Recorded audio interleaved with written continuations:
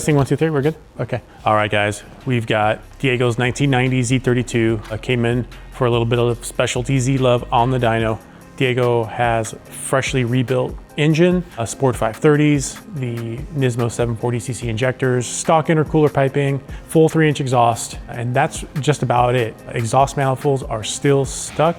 Exhaust manifolds are still stock, and you're only as good as your weakest link. So because of that, this thing could definitely do a lot better, and you're gonna see the shortcomings of your flow. And because it also has a single pop with the bigger turbos, that's not helping it. But again, the potential is there. It's just a shame the manifolds weren't done when the engine was going together, because that's the perfect time to do all that stuff, right? It's all apart, throw those bad boys on. The rest of it, like the breather mods for the inlet and the intercooler piping, you could always do those later. I still recommend doing the inlet piping when you've got it all apart, because the inlet tubing is a bit tricky to get to. So nonetheless, this thing is tuned, safe, good to go for Diego to enjoy. So we ended up 15 pounds of boost, couldn't do any more, starting to get a little bit of knock by the time we were getting into the mid 16 PSI range. So 350 wheel and 374 foot-pounds of torque for this Z32.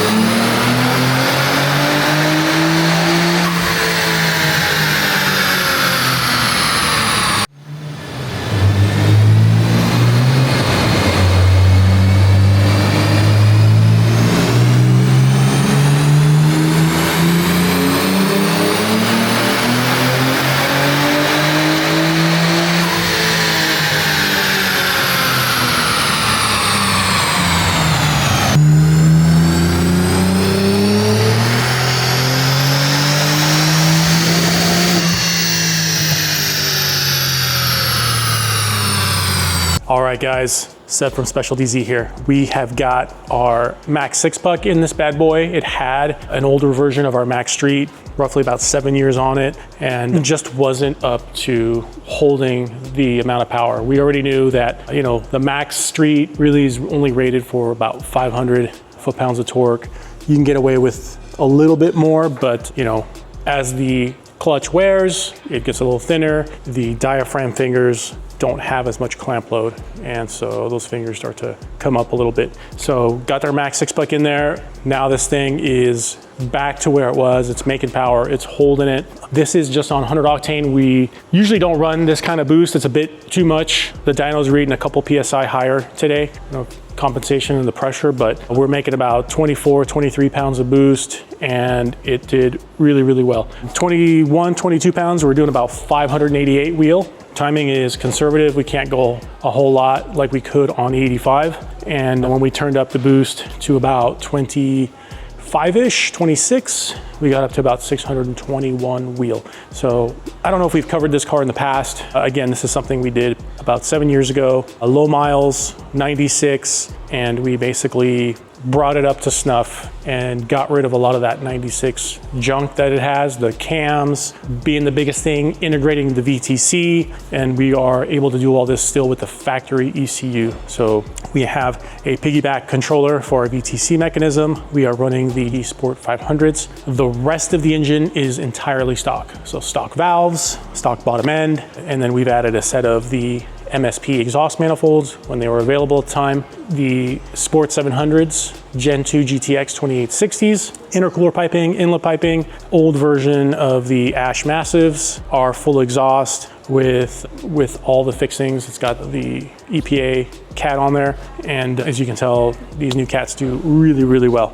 But it is running the Nisstuned board with the ECU, in case you're wondering how we're doing that. And when this car goes from 100 to 91, there does have to be a tune upload change. So just need to have your cable, Nisstuned software, and upload the difference. But there you have it. This one is all done. You might even see this one for sale soon. I know that the owner is possibly making room for a different vehicle, and anybody would be super lucky to have this Z32. It's really clean and doesn't have any of the 96 drama. So beautiful color too. I love the platinum mist metallic on the Z32.